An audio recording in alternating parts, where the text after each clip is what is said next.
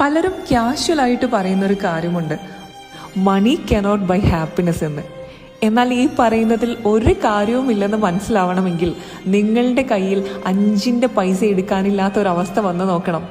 അന്ന് നിങ്ങൾക്ക് മനസ്സിലാവും നിങ്ങളുടെ ഈ പറയുന്ന നാട്ടുകാരോ കൂട്ടുകാരോ കുടുംബക്കാരോ ഈവൻ നിങ്ങളുടെ പാർട്ട്ണർ പോലും ചിലപ്പോൾ നിങ്ങളെ സപ്പോർട്ട് ചെയ്യാനായിട്ട് ഉണ്ടാവില്ല എന്ന്.